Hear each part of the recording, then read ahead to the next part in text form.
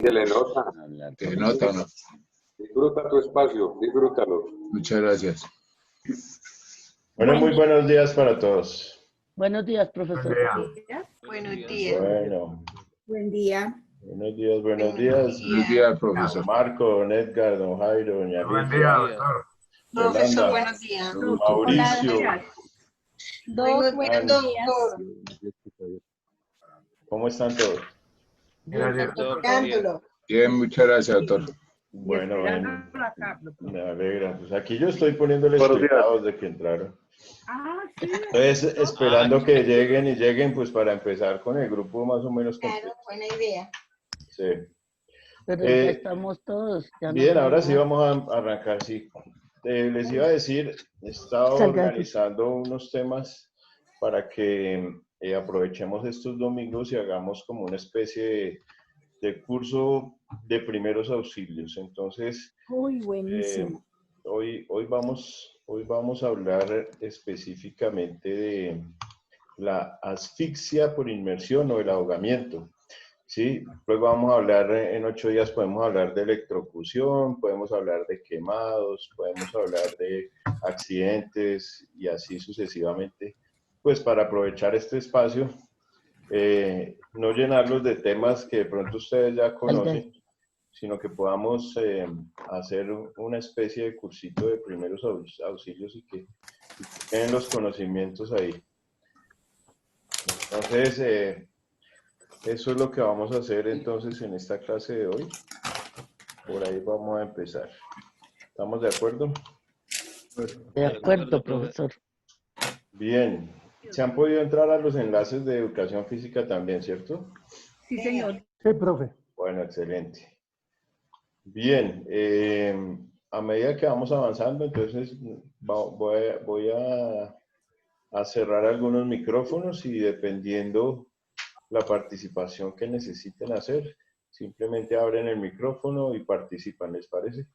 Para que no se nos mezcle y se nos filtre el audio de otros sitios y se nos entrecorte la comunicación. Entonces voy a empezar a cerrar micrófonos abiertos. Bien, bien, por aquí ya está. Excelente.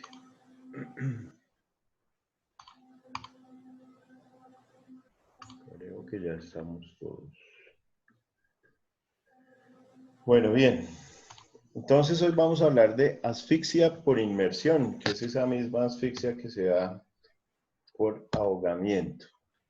Inmersión, sumersión también se le puede llamar, sumergir o inmergir. Asfixias por ahogamiento.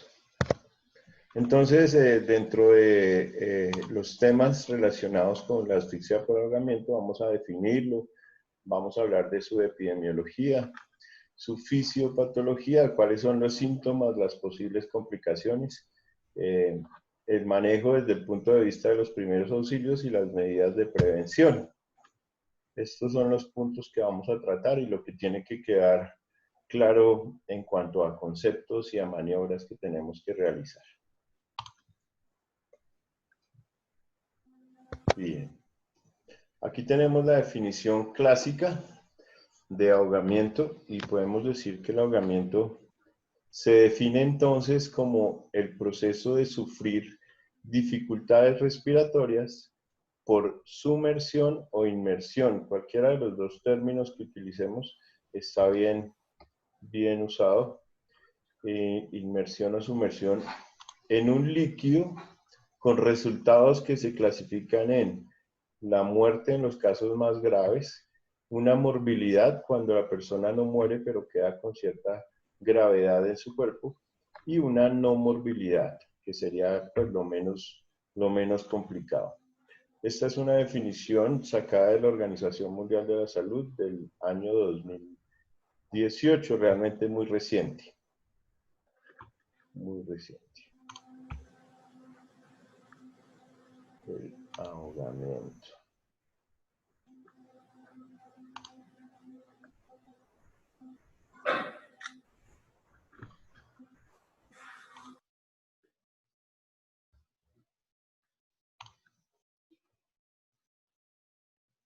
Bien.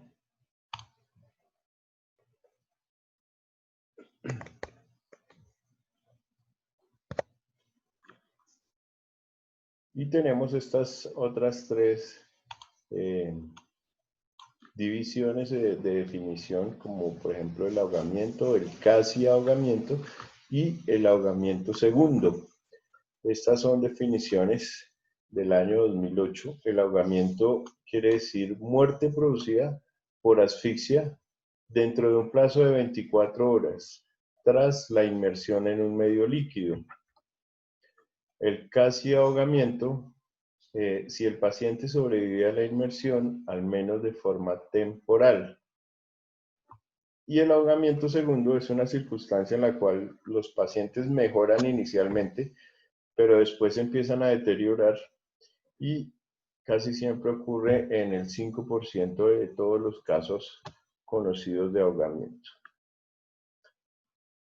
Entonces, estas tres definiciones adicionales están relacionadas con la asfixia por inmersión o ahogamiento. Me dicen si voy muy rápido, si alguien está tomando nota, yo los espero, no tengo afán, no se preocupe.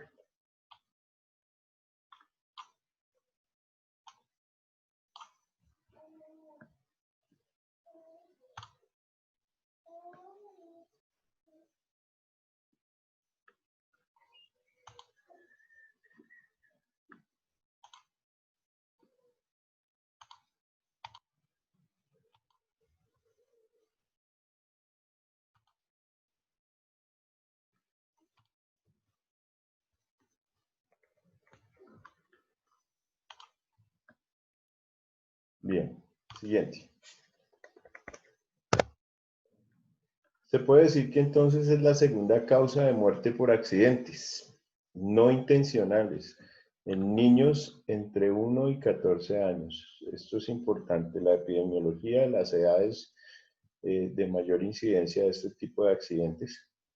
Entonces es la segunda causa de muerte por accidentes en niños entre 1 y 14 años. El riesgo de ahogamiento es mayor en niños varones y personas con fácil acceso al agua. Son las personas que tienen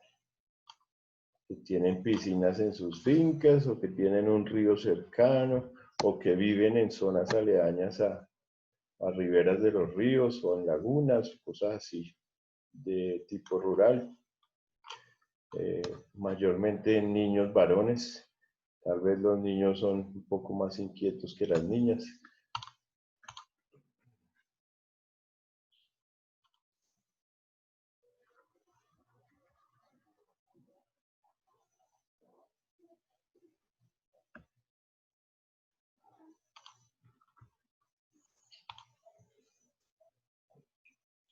Vamos a estar muy atentos de la presentación porque al final de la clase hay una actividad donde vamos a hacer unas preguntitas relacionadas con esto que estamos viendo. ¿Listo? Que vamos a ponerle cuidado que se nos queden las cosas importantes.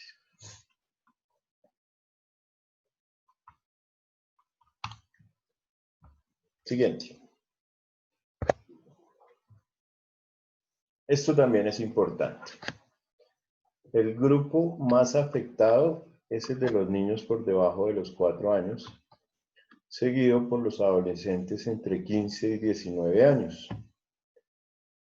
La mayoría de los ahogamientos se produce en agua dulce. Ocurren con más frecuencia durante los meses de vacaciones y los fines de semana. Claramente esos son los sitios en que las personas más visitan estos sitios donde pueden hacer las prácticas de natación y ese tipo de cosas. En vacaciones y fines de semana, ojalá con puentes vestidos, pues es lo que generalmente las personas hacen para salir a distraerse, ¿cierto?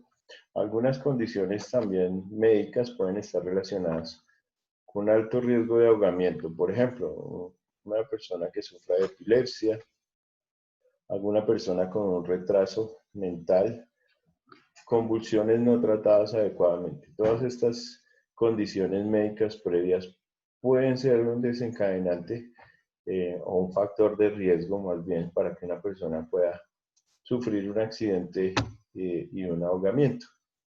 Entonces está simplemente nadando, tiene una crisis convulsiva, tiene un episodio de epilepsia y si no tiene una ayuda cercana puede obviamente perder la vida por asfixia. ¿Por qué será entonces que los chicos entre 15 y 19 años pueden ser uno de los grupos más afectados? Y él me dice. Los más inquietos. Profe, porque son más inquietos. Claro. Sí, son como más atrevidos, diríamos. No miden las consecuencias. Sí, y desafortunadamente en estas edades, pues ya estamos, digamos que contaminados con el alcohol, las drogas en muchos casos, ¿no? Entonces, ese tipo de cosas también son importantes. Y pues por debajo de 4 años generalmente sí es por descuido, ¿sí? Pasa o sucede muchas veces que los padres están ocupados divirtiéndose y se olvidan de sus chicos a esas edades, ¿no? Y se ve muy frecuentemente.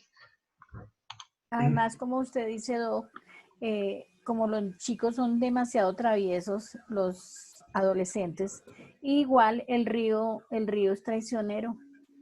Sí, hablando digamos que algunos de los sitios donde se pueden ocurrir estos accidentes, en el caso de los ríos, la naturaleza es de respeto, ¿no? A la naturaleza hay que tenerle respeto porque pues ella simplemente funciona así, con naturalidad, pero es muy agresiva en ciertos casos. Diferente a una piscina que generalmente tiene pues ciertas o están hechas de acuerdo a ciertas condiciones de seguridad. En un río eso no sucede. Bien. Yo diría que viene, dada la edad, viene a que usted no es capaz de. Exactamente. Sí, los retos que se generan. Los retos de esa edad. Sí, y también a veces a los chicos les gusta mucho figurar, sobresalir, ¿cierto? Mostrarse y ese tipo de cosas que son propias de la juventud, ¿no? Porque eso en algún momento nos sucede a todos. Lo que pasa es que algunos con mayor riesgo que otros. Sí. Y que hay una condición importante también en el hecho de que en esa edad no solamente tienen ganas de experimentar, de conocer nuevos mundos, nuevas sensaciones. Sí, señor. Lleva a los jóvenes a, primero que todo, ya los sancochos de olla o los paseos de olla como nos llevaban a nosotros o a muchos de nosotros, ya dejaron de existir. Ya si no hay paseo contra agua y drogas, no se llama paseo. Entonces los jóvenes salen solos, no tienen el cuidado de los papás, y en esas excursiones donde ellos salen solos se corre mucho riesgo, porque tienen libertad absoluta de experimentar y hacer lo que les provoque realmente. Exactamente. Estamos de acuerdo. Bien, continuamos. Bueno, escenarios más habituales. Otro micrófono abierto, vamos a ubicarlo. Bien, los escenarios más habituales, entonces, pues los lactantes, los niños y los adolescentes, ya lo acabamos de decir, los lactantes en las bañeras, un descuido en el contexto de malos tratos, o sea, que un lactante sufra un accidente de este tipo está relacionado con un maltrato infantil, ¿cierto? Obviamente un chico de días o meses de nacido, pues no se vale por sus propios medios y cualquier cosa que le suceda tiene que estar muy ligada a un descuido por parte de sus cuidadores, sus padres y pues eso ya digamos que involucra maltrato infantil, que eso ya es otro tipo de circunstancias que requieren muchas veces investigaciones adicionales. Los Profe, niños, pero en sí. esa edad se da porque se puede ahogar también con la comida, con el tetero, Ah, bueno, hoy estamos por hablando, broncoaspiración. sí, claro. En los lactantes se puede presentar algo que se llama la muerte súbita del lactante. Y generalmente es porque ellos hacen apneas, ellos dejan de respirar, porque ellos vienen de un medio donde, digamos que en la vida intrauterina, en la barriguita de su mamá, ellos están en un medio líquido y ellos no están respirando constantemente. Una respiración en la barriguita de la mamá es una cada media hora. Y ellos salen a un medio donde ellos tienen que estar respirando con mucha más frecuencia, ya necesitan del oxígeno, ¿sí? Entonces, ellos en algunos momentos como que olvidan que les toca respirar y hacen apneas. Y las apneas del lactante son las principales causas de muerte súbita. Eso es otra cosa, pues, diferente. Claro, la broncoaspiración de la lactancia es muy importante. Eso es un accidente, claramente. Sin embargo, en el caso del descuido en una bañera, pues es un descuido, ¿sí? Que es el que estamos refiriendo acá en esta diapositiva. Pero sí, hay muchísimas otras causas. ¿Sí? Una obstrucción de la vía aérea por un cuerpo extraño. Los niños les tendemos a dejar a veces objetos muy pequeños que se puedan llevar a la boca. ¿Sí? Las mismas manillas que les utilizamos para el famoso mal de ojo, ¿cierto? Hay cualquier cantidad de cosas que hay que prever. Hago una pregunta, doctor. Sí, señor. Resulta que, ¿qué tan prudente puede ser? Es normal que un niño cuando tiene alguna molestia, algún dolor, su expresión es el llanto, ¿no? Pero hay Sí. momentos en que les coge la pataleta, que llamamos vulgarmente. ¿Qué tan prudente o no es tratar de calmar el llanto a un bebé a sabiendas de que ese es un ejercicio bueno para que el niño respire bien? O sea, ¿es prudente o no es prudente? Claro, Que...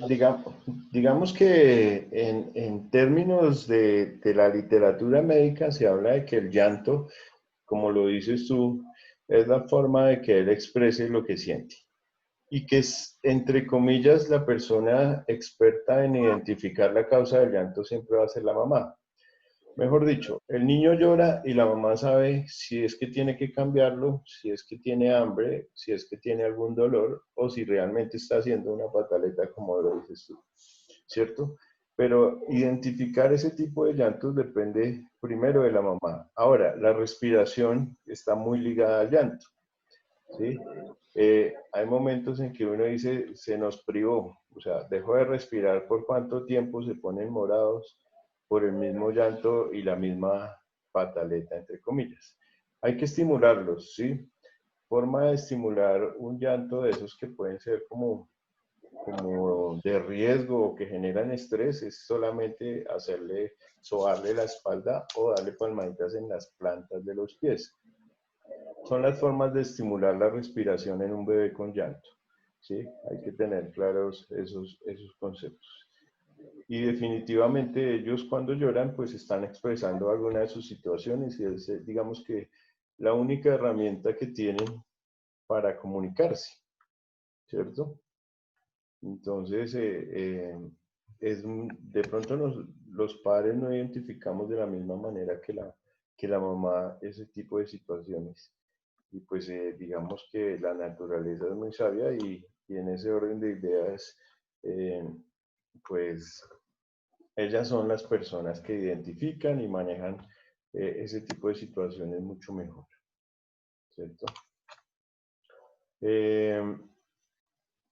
Bueno, aquí continuamos diciendo que los lactantes y niños generalmente están bajo la supervisión de un adulto que sufre un breve periodo de distracción. Y en el caso de los adolescentes, como lo mencionábamos ahorita, los ríos, los lagos, canales y playas, la mitad de los accidentes están relacionados con el uso de drogas y alcohol. Ya ese factor de riesgo, ya es un marcador, eso ya queda clarísimo. Muy bien. Bueno, vamos a hablar un poquito de cómo se presenta la fisiopatología. Lo primero que uno hace en un evento o la secuencia de eventos que se da ante una asfixia por inmersión es la reacción de pánico. Una persona que esté en una situación de ahogamiento, lo primero que hace es pánico, es una reacción de pánico. Y resulta que la acción de pánico pues lleva a una apnea voluntaria, las personas dejan de respirar. y movimientos natatorios instintivos. Si no sabe nadar, digamos que de manera instintiva va a tratar de generar unos movimientos natatorios. Dicen chapalear. Exactamente. Esa es la primera reacción ante un evento de estos. Es una reacción de pánico. Posteriormente, vamos a hacer estas tres situaciones al interior de nuestro cuerpo: hipoxemia, hipercapnia y acidosis. ¿Qué significa la hipoxemia? Hipoxemia es la disminución de oxígeno en nuestros tejidos o en nuestra sangre. El oxígeno lo transportamos por la sangre, lo respiramos por el pulmón, pero tenemos que llevarlo a todo el cuerpo a través de nuestra sangre y nuestra circulación. Cuando ese oxígeno se disminuye en nuestro torrente sanguíneo, a eso se le denomina una hipoxemia. Vamos a tener una hipercapnia. ¿Qué puede ser una hipercapnia? Entonces, las dos situaciones que se presentan en la respiración es el ingreso de oxígeno, ¿cierto? Y la otra es la salida del CO2, que es el dióxido de carbono. Dióxido de carbono o CO2. Cuando el oxígeno se baja, se llama hipoxemia. Cuando el CO2 se sube en sangre, se llama hipercapnia. Este CO2 o dióxido de carbono son sustancias de desecho. Entonces, digamos que nosotros al respirar oxígeno, lo llevamos al cuerpo y eliminamos el desecho que es el CO2, que es el que sale. Nosotros eliminamos con la expiración y este es el que tiene su proceso nuevamente para volverse oxígeno a través de la fotosíntesis en el medio ambiente.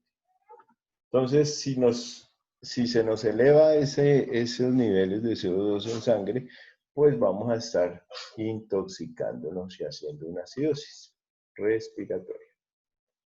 Esto es lo que al interior del cuerpo se sucede. En vez de tener buen oxígeno y eliminar el CO2, pasa lo contrario. Se nos baja el oxígeno y se nos aumenta el CO2 y eso es contraproducente o lesivo para nosotros. Contracciones involuntarias del diafragma y cierre involuntario de la glotis. Apertura de la glotis y en algunos casos un laringoespasmo.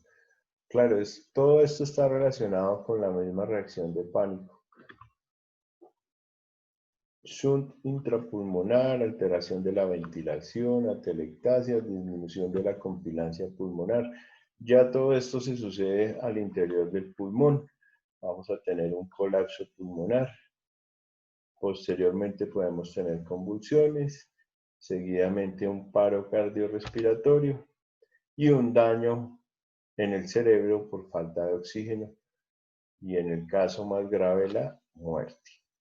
Esta sería la sucesión de eventos como se presentarían en ese caso de la asfixia por líquidos, o por inmersión o el ahogamiento. Bien.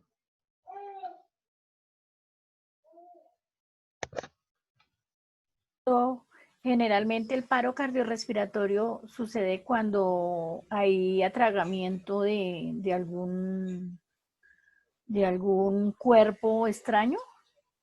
No necesariamente, o sea, el paro cardiorrespiratorio es que simplemente dejó de funcionar el corazón y dejó de funcionar los pulmones. Las causas para que sea un paro cardiorrespiratorio pueden ser muchísimas. Pérdida de sangre, un trauma en el cerebro, una asfixia por cuerpo extraño, que es a la que tú te refieres, tener un atragantamiento. Pero si nosotros llenamos nuestros pulmones de agua, cuando ellos están capacitados para recibir aire, pues eso va a generar un paro respiratorio y seguidamente un paro cardíaco, ¿sí? Entonces, es esa persona que en sus pulmones que están hechos para llenarse de aire, se están llenando de agua y no va a poder respirar. Al no poder respirar, hace un paro cardiorrespiratorio. ¿Listo? Signos y síntomas. La ausencia del paso de aire. No se produce salida de aire por la nariz o la boca. Claro, nosotros nos acercamos a la víctima y lo primero que tenemos que ver es que haya entrada o salida de aire por sus fosas nasales o por su cavidad oral, por la boca o por la nariz. Pero no hay salida de aire de la nariz o la boca. Va a tener una palidez. Ya no lo vamos a ver con ese rosado característico de la piel con sangre, sino va a estar pálida. La piel va a estar fría. El tórax y el abdomen no se levantan ni bajan. Ustedes saben que cada que uno tiene una respiración, siempre el abdomen se eleva y vuelve a su sitio como en reposo, ¿no? Y esa es la forma de medir un movimiento respiratorio. Uno toma aire y se le expande el tórax y muchas veces el abdomen al mismo tiempo. Y vuelven y bajan. Ausencia de ruidos respiratorios. No vamos a escuchar la entrada ni salida de aire de los pulmones. Vamos a tener una cianosis. ¿Qué es una cianosis? Que se pone morado. Es esa coloración morada o azul oscura que tienden a tener alrededor de los labios, debajo de las uñas y en la piel como tal. Un pulso débil o un pulso ausente. Generalmente están en un estado de inconsciencia y la presencia del paro cardiorrespiratorio. Nosotros podemos medir su pulso y su respiración.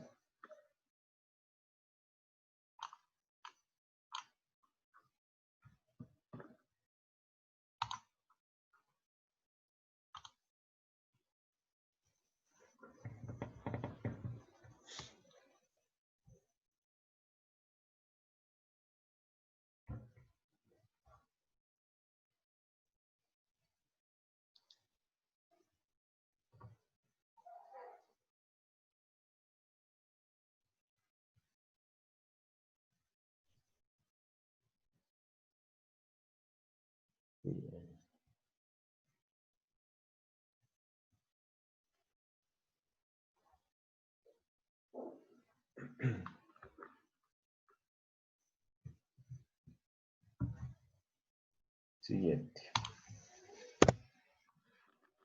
Bueno, en el caso de los casi ahogados, ya sí vamos a tornar o a sentir un sonido extraño al respirar, al cual le denominamos un ronquido o un estridor o una sibilancia. Va a haber un gorgoteo, que es como esa presencia del cuerpo extraño en la vía respiratoria. Si existe la capacidad para toser, pues tose con fuerza. Va a haber una dificultad respiratoria, que a eso se le denomina una disnea. Va a tener un tiraje supraclavicular e intercostal. Esas son como esas retracciones que tienen las costillas o en las clavículas cuando una persona tiene dificultad respiratoria. Puede tener el pulso normal o puede estar aumentado la velocidad y la frecuencia del corazón. Y puede tener o no un estado de inconsciencia. Estos son los síntomas y signos de un casi ahogado, que es diferente al ahogado, pero que sigue siendo grave.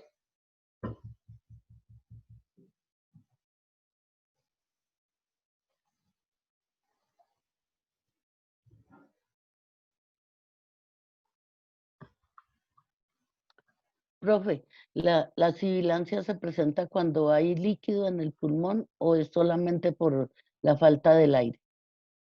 La sibilancia generalmente es cuando el pulmón se colapsa o las vías respiratorias se cierran y esa entrada de aire produce ese silbido.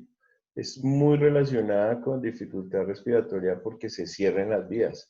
O sea, la sibilancia es característica del asma, del EPOC, ¿sí? Y de las bronquitis.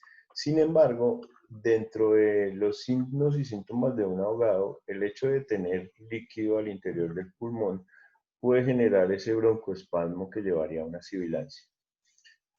Gracias, profe. Ninguno de estos tres ruidos respiratorios debe estar en una persona normal. Entonces, si uno tiene un ronquido, un estridor o una sibilancia, es porque hay alguna afectación en las vías respiratorias como tal. Bien. Gracias, profe. Señora, con gusto. Siguiente. Las complicaciones son dependientes de. Entonces, ¿qué es lo que marca la fatalidad o la complicación acá? El tiempo de inmersión. ¿Cuánto tiempo duró la persona inmersa en el agua?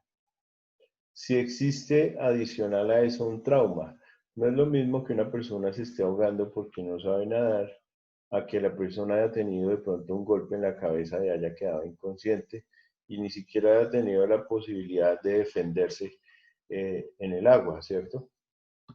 Tiempo de demora en los primeros auxilios.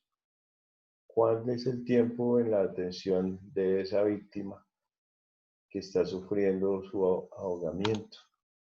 La temperatura del lugar. No es lo mismo en un clima cálido a estar en una zona muy fría, como por ejemplo una montaña, en un lago o algo así, o en un páramo. ¿Sí? Y el lugar donde se produce el accidente. Todo esto puede complicar la sobrevida de un paciente. El traslado, ¿sí? Los primeros auxilios, si tiene golpes adicionales o no.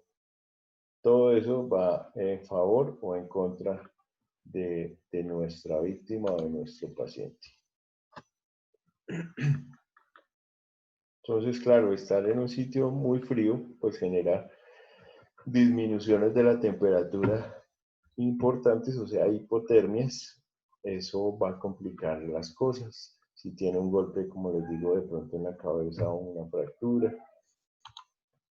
Y que tengamos alguna persona que tenga ciertas bases o conocimientos de cómo realizar esos primeros auxilios. Siguiente.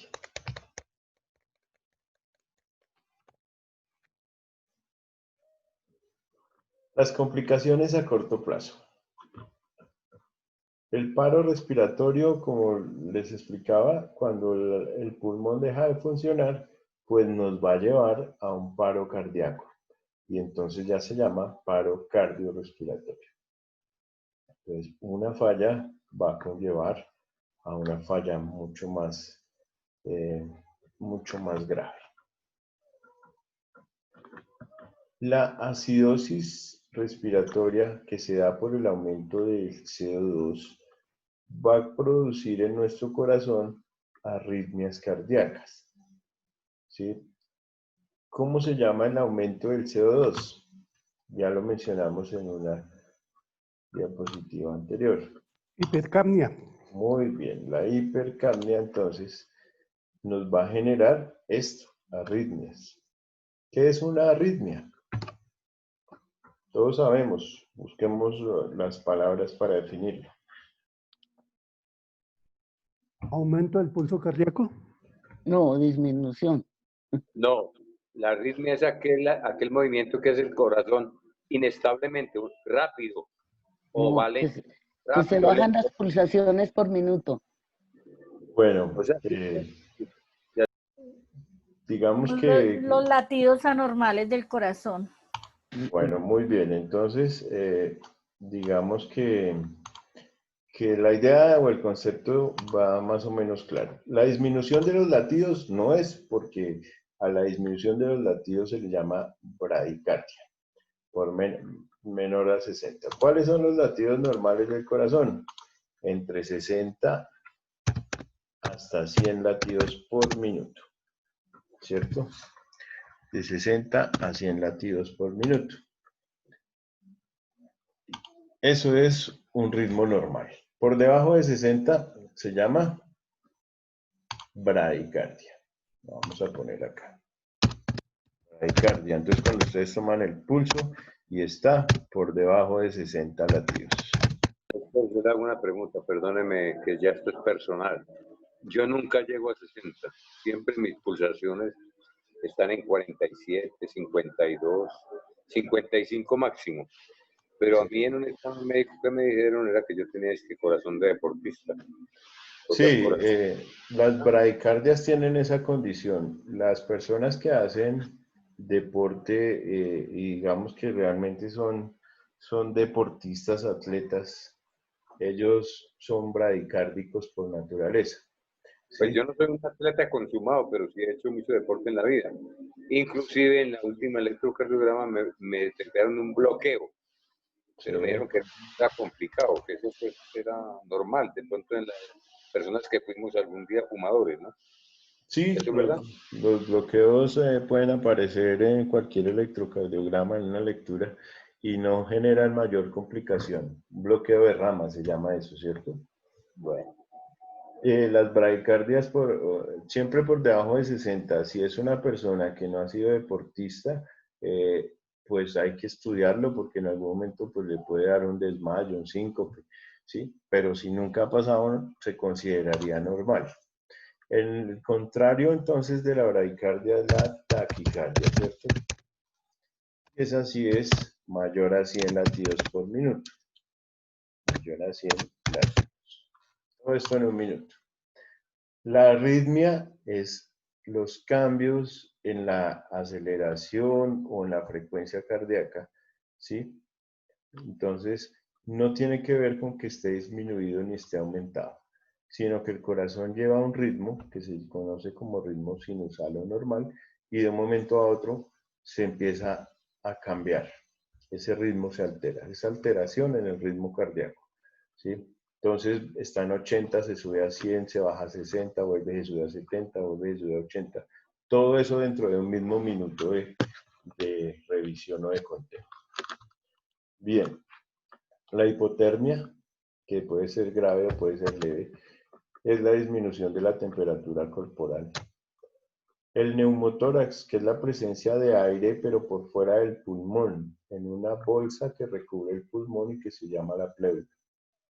Nuestro pulmón está recubierto por una bolsa llamada la pleura, y esa pleura tiene un espacio entre ella y el pulmón que se puede llenar de aire y se llama un neumotórax. Esto puede ser una complicación de una asfixia, pero pues la mayoría de los neumotórax que nosotros conocemos son esas personas que sufren heridas por armas blancas, ¿sí? Cuando los atracan y les cortan o los chuzan pues con un arma blanca, ellos hacen neumotórax y terminan con un tubo ahí para drenar esa compresión. Los edemas cerebrales, que es una inflamación de la presión intracraneal, y la muerte. Esas son las complicaciones a corto plazo que puede tener una asfixia por inmersión. Bien. Continuemos. Y a largo plazo, entonces, nos puede generar un trauma de tipo psicológico, un miedo al agua, una hidrofobia, ¿cierto? La hidrofobia, que es ese miedo o pánico al agua, que una persona en condiciones normales pues no le tiene miedo al agua, pero después de haber tenido una circunstancia relacionada con un accidente o un evento donde casi se ahoga, pues van a cogerle miedo al agua.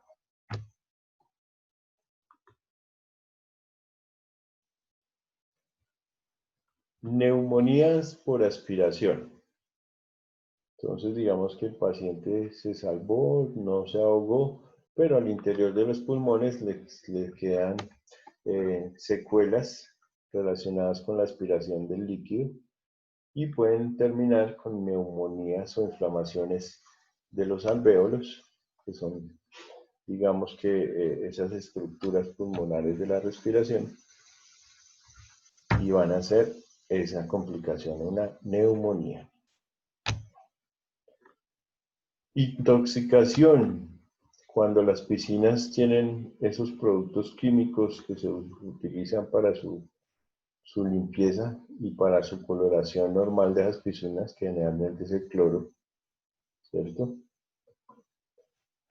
Entonces ese color azul característico de las piscinas y el uso de cloro para mantenerla, digamos que limpia, pueden generar una intoxicación cuando la exposición a este material es por mucho tiempo. Daño neurológico. Se descubre después en exámenes posteriores. Hay células en nuestro cuerpo que nacen con nosotros y mueren con nosotros. Y ese es el caso de las células nerviosas. ¿Cómo se llaman esas células nerviosas?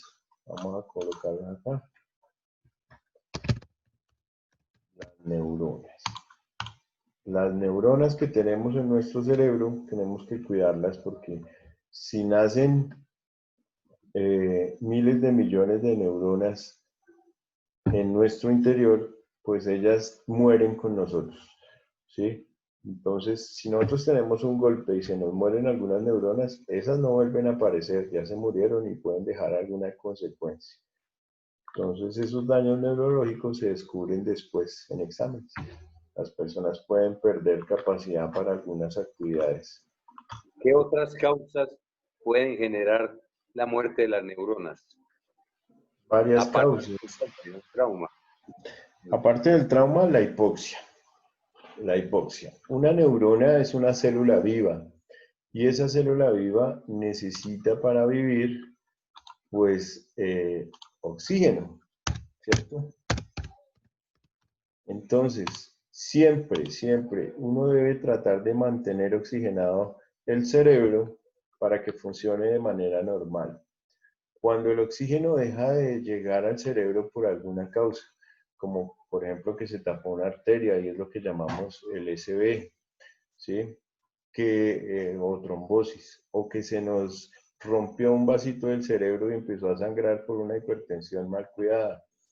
Esa parte del cerebro a la cual no le llega sangre se va a quedar sin oxígeno y al quedar sin oxígeno van a morir las neuronas. ¿Sí? Entonces, diferente al trauma, tenemos el aporte de oxígeno que generalmente es por la sangre. Algo pasa con la sangre, o hizo un trombo y no siguió fluyendo, o se rompió la arteria y empezó a sangrar, o tiene una asfixia por inmersión, se ahogó, o tiene un cuerpo extraño que no deja respirar. Cualquier disminución en el aporte de oxígeno se ve representado en las neuronas, ¿sí?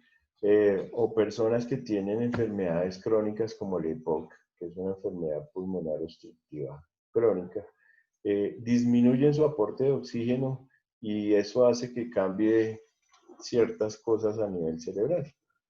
Entonces el cerebro empieza a sufrir y las consecuencias se ven en que se le olvidan las cosas, ya no responde igual a las preguntas, como el Alzheimer, es muy similar, ¿sí? Entonces son condiciones.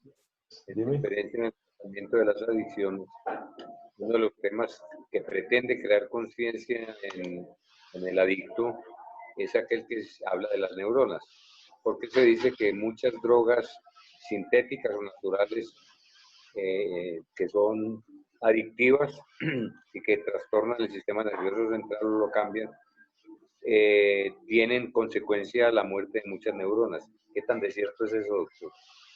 Claro, es muy cierto. Digamos que tanto el alcohol como ciertas drogas sintéticas, éxtasis, cocaína, bazuco, todas estas que se utilizan y están de moda, tienen una tendencia, o digamos que en dosis normales, pues van a generar lo que la persona busca. Un estímulo del sistema nervioso, una excitación de las neuronas y les van a generar el placer que ellos están buscando. Pero en casos de sobredosis, ¿sí? Van a generar un daño neuronal. La neurona funciona con conducciones eléctricas. Y cuando una neurona falla, no puede realizar su función normal y puede entrar en un proceso de muerte neuronal. Entonces va perdiendo sus capacidades, puede no ser debida directamente al oxígeno, que es la causa más frecuente de muerte neuronal, sino ya por un estímulo de una droga. Entonces es un fármaco que va a generar una muerte neuronal.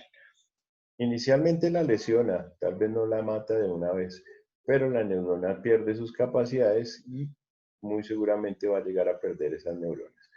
Entonces, sí, el uso indiscriminado de ciertas sustancias, y no solamente drogas conocidas para drogadicción, sino Alucinógenas. medicamentos también, ¿no? ¿Para cuál? ¿Me decías? No, drogas alucinógenas. Sí, y también medicamentos, fármacos que uno puede utilizar en su vida cotidiana que en algún momento pueden llegar a ser lesivos si no se utilizan en dosis adecuadas o si las utilizamos de manera indiscriminada. Doc, por ejemplo, cuando se tiene el trauma o miedo al agua, ¿cómo se puede dejar ese trauma, esa fobia? Pues existen terapias, ¿no? Para eso está el médico especialista en esto, es el psiquiatra, y nuestro profesional psicólogo también van a ser, digamos que un conjunto interdisciplinario para tratar esto. Habrán otras personas que utilicen terapias de regresión. Ustedes han escuchado todo eso, ¿cierto? O Terapias sea, que me toca ir al psiquiatra. No, pero como te digo, hay terapias de regresión donde te llevan supuestamente a ese recuerdo y ahí tratan de manejar tu trauma y te generan la conciencia de lo que pasó. Es una cuestión, sí, no es de medicamentos, claramente.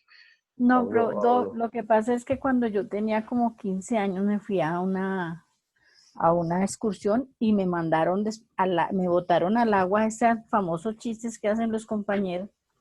Y yo desde ahí le tengo un pavor a las piscinas.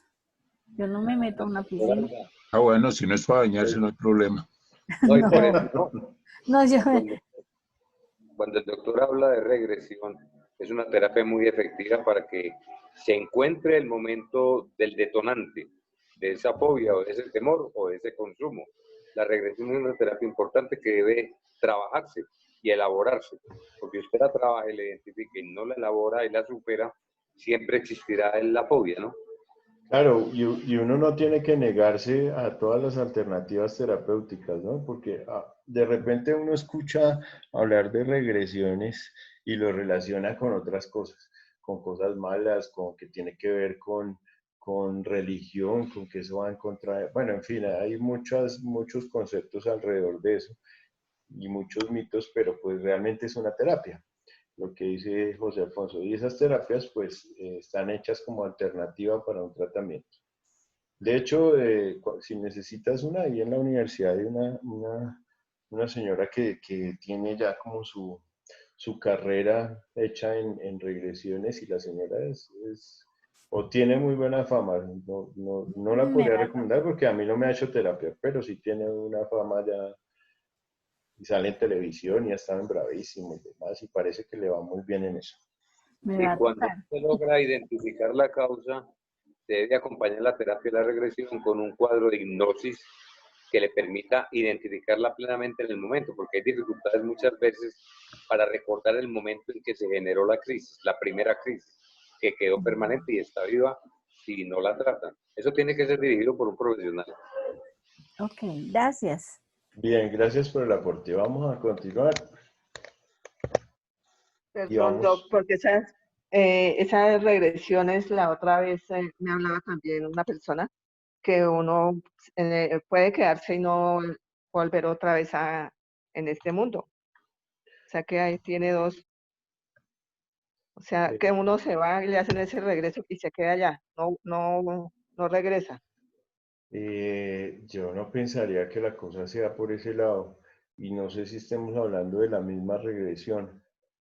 Es que, no sé, eso que tú comentas suena a como que el alma sale del cuerpo y lo Ahí abandona. entra consciente, la segunda conciencia, ahí entra a trabajar.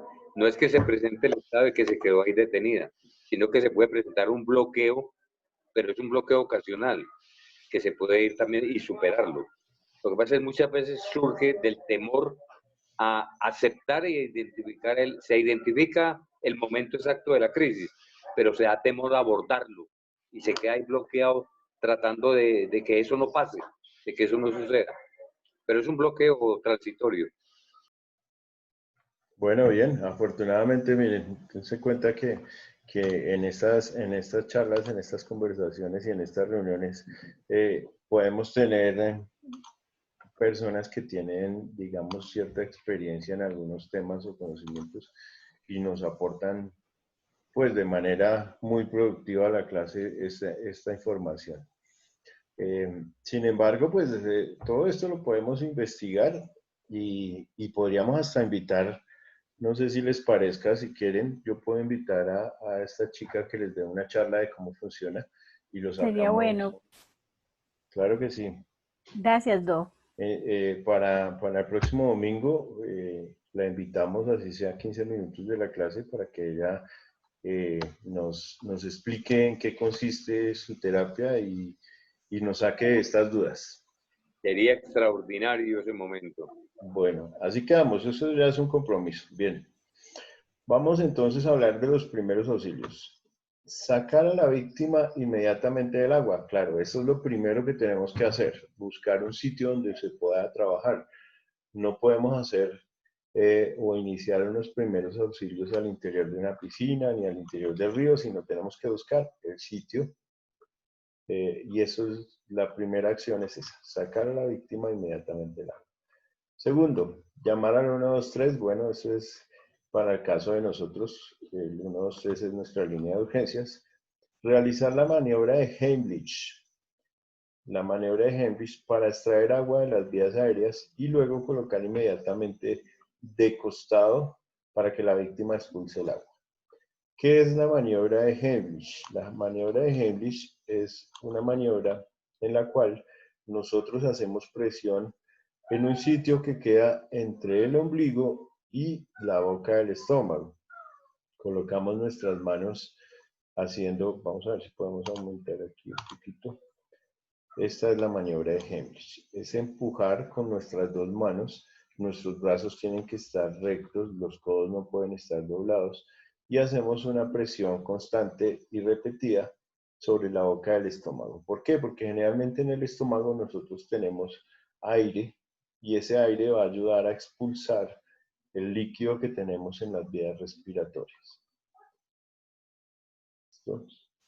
Esta maniobra de Heimlich es la maniobra más conocida para despejar vías aéreas.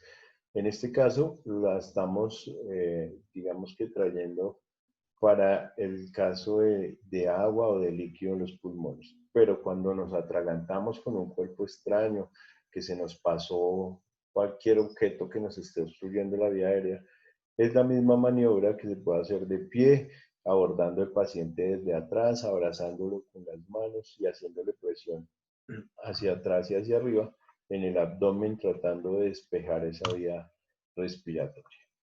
Y una vez que eliminamos la mayor cantidad de agua con esa maniobra, ya tenemos es que colocarla en una posición de salvamento o posición de vómito. Esta posición última que vemos acá en la imagen 4 se llama la posición de salvamento. ¿Por qué? Porque si ellos hacen reflujo, vómito o ese tipo de cosas, pues vamos a evitar la broncoaspiración adicional. Bien. Siguiente. Consideraciones para realizar la maniobra de Heimlich. Entonces, ejecutar en una superficie dura, o sea, tiene que el paciente estar sobre una superficie plana y dura. La víctima debe estar acostada con la cabeza hacia el lado para que se expulse el agua y eviten obstrucciones de las vías aéreas por reingreso de líquido. Localizaron el puño de la mano en el abdomen, 2 centímetros por encima del ombligo, como les decía. Comprimir y hacer ventilaciones simples. Ingresar aire por la boca 2 veces y hacer compresiones. Esta maniobra es diferente a la reanimación cardiopulmonar, ¿sí? Fíjense que aquí estamos haciendo compresiones sobre la boca del estómago. Las masajes cardíacos se hacen sobre el tórax y aquí estamos haciendo son maniobras sobre la boca del estómago a 2 centímetros sobre el ombligo. Bueno, es diferente. Para que quede claridad en eso. ¿Cuándo se inicia? Sí. Perdón, doctor. Esta maniobra de Henry no hay que complementarla con la respiración boca a boca. O Sí. bastaría únicamente con voltear la cabeza hacia un lado. No, señor, hay que, mira, acá dice que se debe hacer ventilaciones simples. Esa es la respiración boca a boca, 2 veces por la boca. Ya. Y aquí vamos a hablar del ABC de la resucitación. Siempre que vamos a hacer una maniobra de resucitación, tenemos que hablar del ABC. Esta es la forma más fácil para que a nosotros nunca se nos olvide que cualquier primeros auxilios siempre van a llevar el ABCD. ¿Listo? El ABC hace referencia, el A, estas son siglas en inglés, ABC. Entonces, el A significa airway, que significa vía aérea. El B significa breathing, que significa respiración. Y el C significa circulation, que claramente es circulación. Entonces, A de airway, B de breathing y C de circulation. A, B, C, D, la resucitación. Que me corrija Mauricio la pronunciación. ¿Qué se hizo Mauricio? ¿Está por ahí o ya se fue? No puede ser. No lo veo. Ahí está Mauricio Pereira, ¿cierto? Abre el micrófono, Mauricio. Gracias. Sí, señor. Que me corrija la pronunciación, hermano. Pues,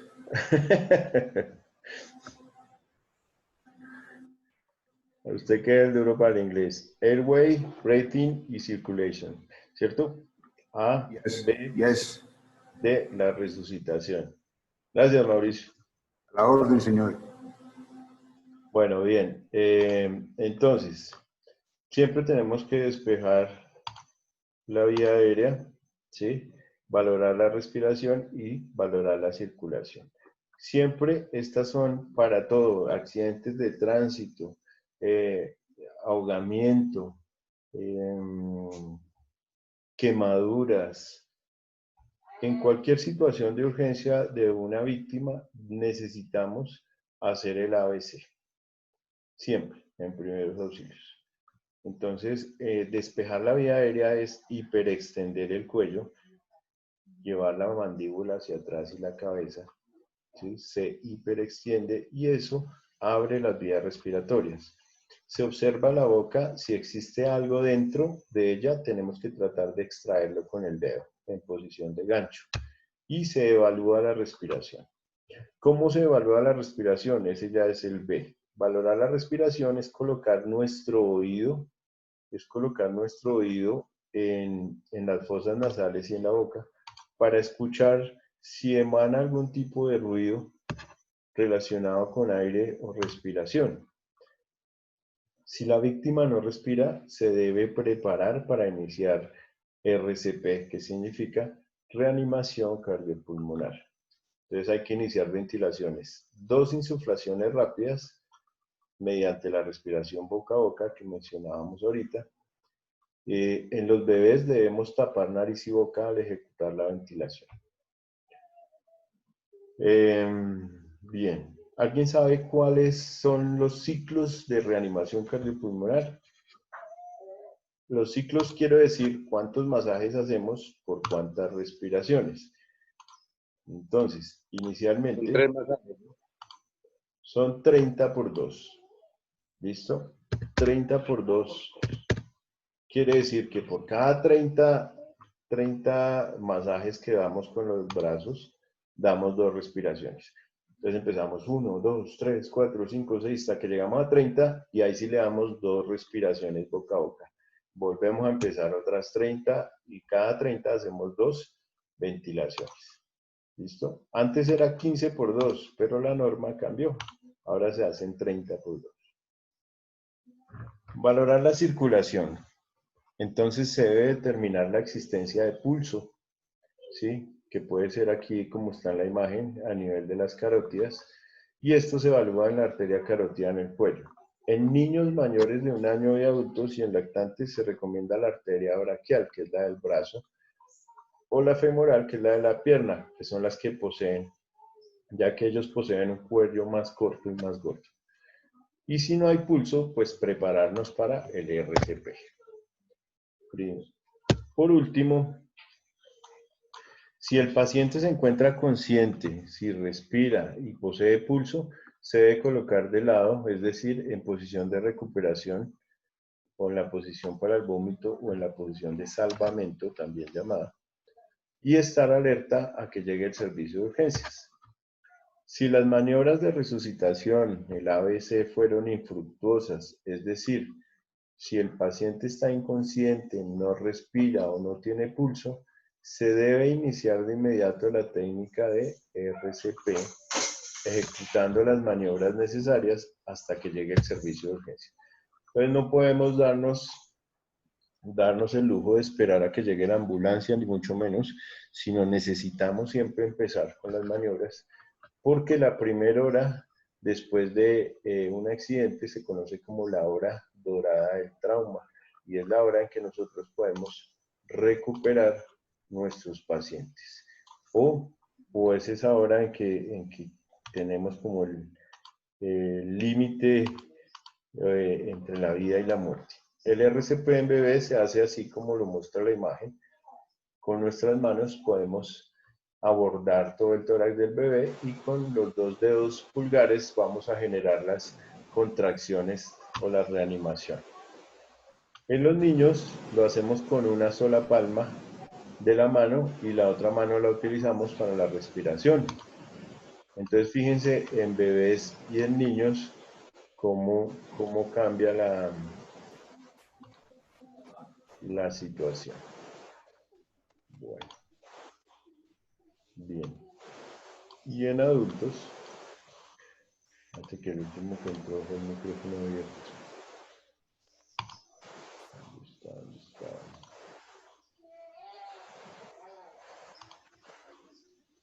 Bueno. Es el de don Benjamín.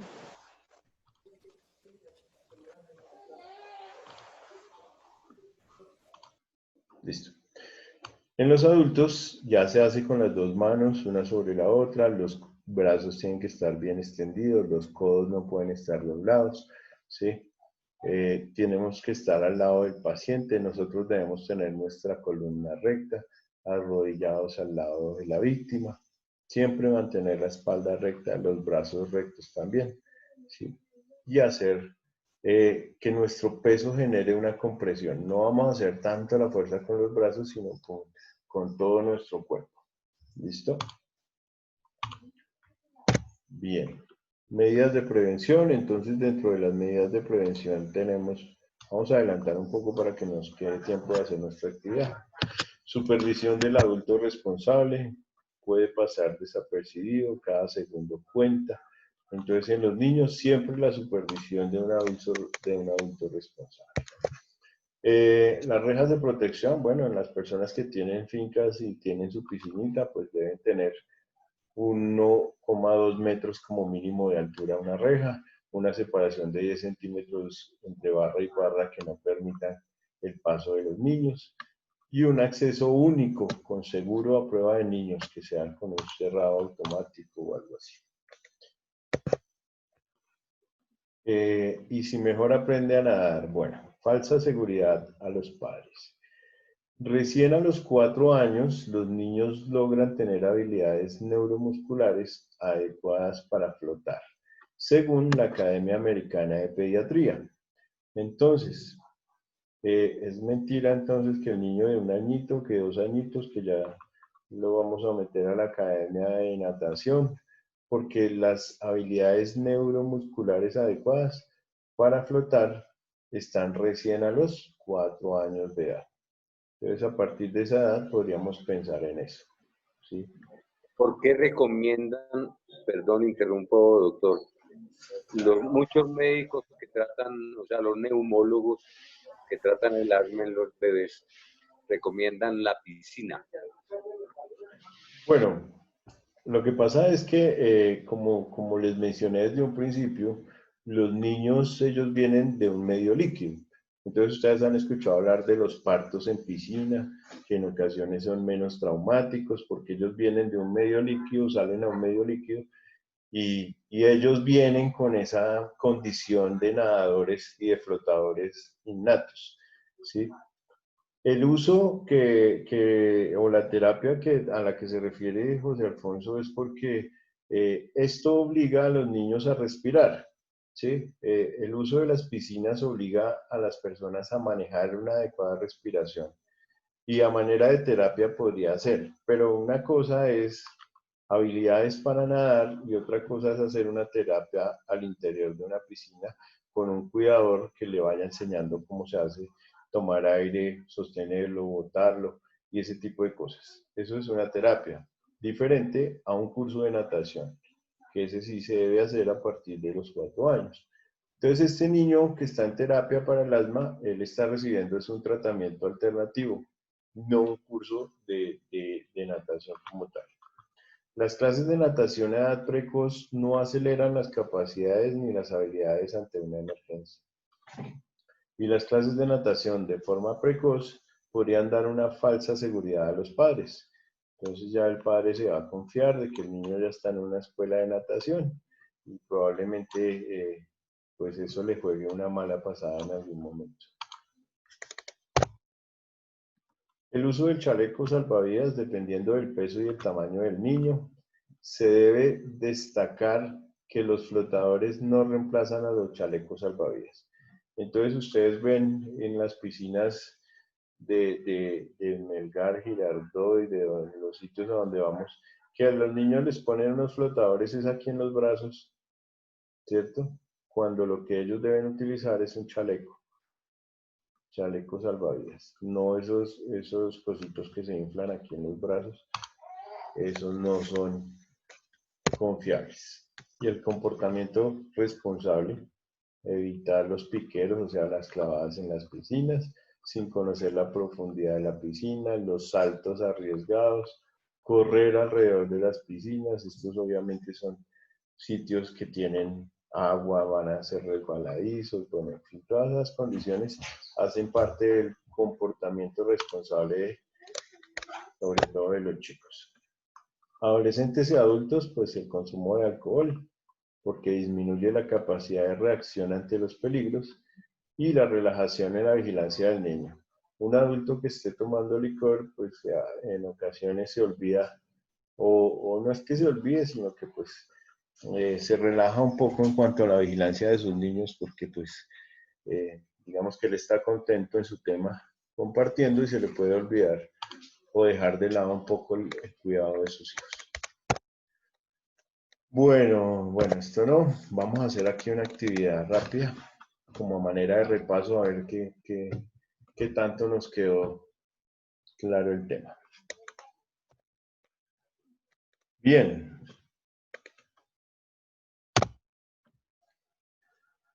Dentro de las medidas de primeros auxilios, ¿cuáles son las etapas del método de la resucitación ABC?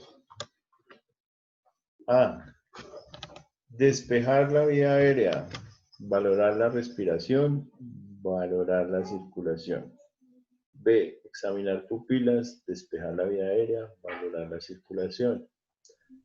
C. Realizar la maniobra de Heimlich, valorar la respiración y hacer el RCP. Y D. RCP, ventilaciones y pulso.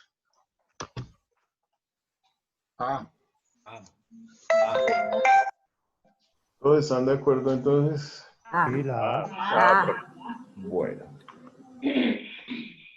y la respuesta es la A. Muy bien. La respuesta es la A. Bien. Segundo, dentro de las medidas de primeros auxilios es consideración de la maniobra de Heimlich. A. Comprimir el esternón de la víctima. B. Colocarse detrás de la persona. C. Colocar a la víctima en una superficie dura. Y D. Valorar pupilas dilatadas. Sí, Vale. B. Sí. sí. La B. Sí. Sí. La C. Porque allí se Ah, abraza la C. Sí, la la C, C la por la C. parte del... Los veo como dudando. Ya sé, profe. La C. La C, La la C. C. Bueno. Sí, porque se debe colocar sobre No. una, sobre Sí, plana. Depende Dura y también plana.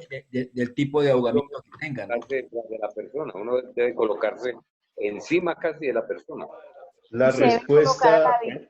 la respuesta es la C. Claro, fue lo primero que les dije. Lo único, uno no hace No la maniobras saque. dentro de la piscina. Tiene que sacarla y ponerla en una superficie dura. Correcto.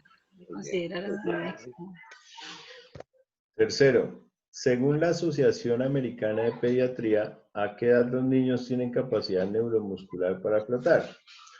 A cualquier edad, antes de los 4, desde... La B. La B. La B. La C. La La B B. a los 4. La B. La B. No, la C C. porque es Desde los 4 años. Desde los 4 años. La C. La C, la Desde C. los 4 años. 4 años. Antes de los 4 años. 4 años. Sí. Adolescentes de 15 a 19. Desde los 4 años sería la C. La capacidad neuromuscular, según la Asociación Americana de Pediatría, es desde los 4 años. Desde. 4 años, la B. Adolescentes de 15 a 19. No, pero allá, todavía no hemos llegado allá, Marquito. Ya vamos allá. La C. Como medida de prevención, se recomienda que los niños utilicen alitas inflables, chalecos salvavidas, alitas inflables y flotador. La B, Chaleco salvavidas. B. Chaleco salvavidas. Chaleco de salvavidas. Bravo, muy bien. Excelente, ¿no? Mejor dicho, ya pasaron el Sobrados, ya pasaron la materia. Bien, el chaleco. Recuerden que las alitas de los brazos no son recomendables. Alitas de pollo solamente. Eso. Hay que seguirlo llamando doctores. ¿En qué grupo es más frecuente la asfixia por inmersión? Menores de 2 años y adultos mayores. De Adultos 14 y y 19. adolescentes. Personas que sufren de asma y menores de 4 años y adolescentes entre 15 y 19 años. La D. La D. La B. La B. Adultos y adolescentes en estado de embriaguez. La B. Eso, drogadicción. La D. Ahora sí, don Marquito, sí ve, ahí está, La entre B. 15 y 19 años. Con droga o alcohol, sí, señor. La D. Sigan bebiendo los sardinos. La D. Bueno, bien. Sigan metiendo. La D. La D. La D, muy bien. Siguiente, vamos a ver cuántas más nos quedan. ¿Qué es lo primero que se debe hacer en los primeros auxilios? A. La B. RCP. B. Heimlich. C. Buscar objetos que puedan estar obstruyendo la vía aérea. D. Sacar del agua a una zona segura. Sacar del agua. La D. El agua a una zona segura. La D. El agua sacada de hogar. La D. Muy bien, ya si ves, mejor dicho, la D quedó súper claro. Eso es lo primero que toca hacer. Claro. Bien. ¿Cuál de las siguientes complicaciones es a corto plazo? El neumotórax, el daño neurológico, el trauma o miedo al agua y la tetraplegia. Bueno, tetraplegia quiere decir que tiene una inmovilización de piernas y brazos. Daño Para mí, neurológico. El A, el A. No, para mí la C. La D. Neumotores está a Fíjense corto que plazo. es a corto plazo. A La corto- C. O sea, si uno le tiene miedo a La B. La B. La B. Daño neurológico. Daño neurológico. José Alfonso dice la C. ¿Cuál es aquí? ¿Quién dijo que la A? Levante la mano. Yo, que yo- profe, yo, Floralba. Floralba dijo la A. Hay dos floralbas. Floralba dijo la A. Listo. ¿Quién dice que la B? Yo, Jairo. Yo. Bien. Yo, Orlando, la B. Listo. ¿Cuál ¿Y es? quién dice que la C? Yo, Yo. José Alfonso. Yo también. Nubia. Listo, también. Como para el mamón no hay ley, ¿no? Ay, sí. Bueno, pero como es a corto plazo, como La es a corto plazo, o sea que A es ver. inmediato, es la A. Bueno. Ah, claro. Neumotora. El miedo al agua generalmente es a largo plazo. Neumotora pronto. No acepto bullying. Es a corto No plazo. acepto Porque bullying. el neumotórax es un aire que le queda entre la pleura y el pulmón. pulmón que se le da posterior a la inmersión.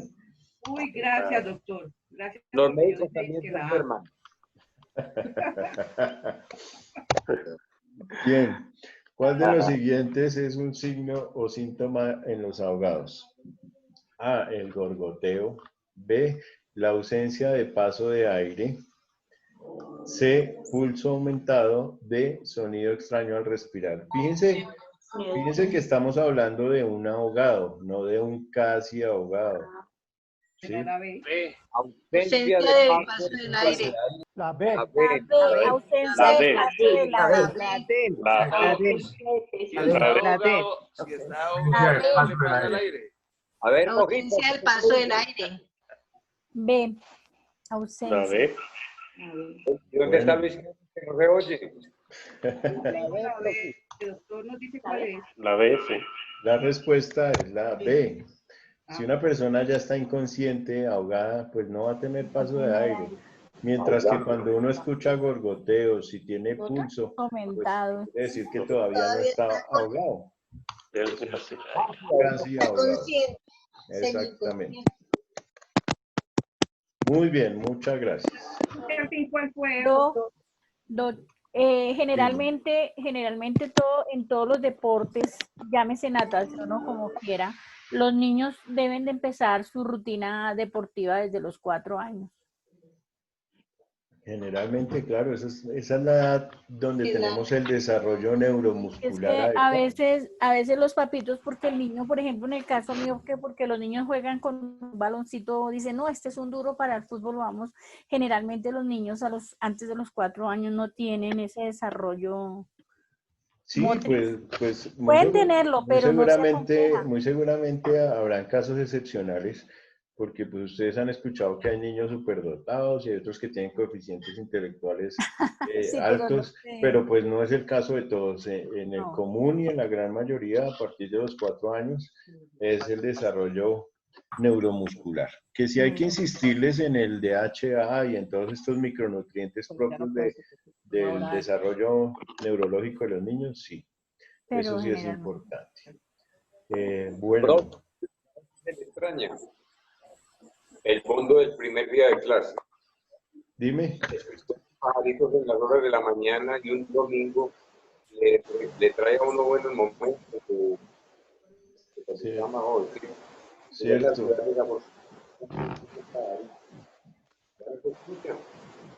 La primera clase fue muy, Acércate un poco más, José, que no te escuchamos. Eso. fue muy agradable con la naturaleza. No solamente relaja, sino que le pone a uno a recordar cositas de cuando tenía sus padres vivos, que tenían la chiquita. De todas maneras, pues ojalá se repita en alguna oportunidad, ¿verdad? Pues trataremos, está complicado el tema de salir ahora con tanto que operación candado para salir de Bogotá, entonces queda uno aquí encerrado. Bueno, hay que aprovechar las excepciones, ¿sí o no? Muchas gracias. Pero para eso se necesita un avión presidencial. Eso. Gracias. Por Dios. Muchas gracias a ustedes. Gracias, profe. La clase española, ¿qué hora es? Gracias, doctor. Pónganse de acuerdo ya que están ahí en su clase que van a ver. ¿A qué hora definieron la clase española? A A las las 10. 10. De la mañana. Listo, gracias. Ya nos vemos. Bueno, Gracias, entonces Dios yo los dejo lo para que se bendiga. Voy a desayunar. a desayunar. Gracias, doctor. Muy buen día. Profe. Gracias, buenos días. Nosotros nos está esperando la profe. De química están mandando ya el enlace. Profesor, doctor, buen día. Gracias, igual, que estén bien.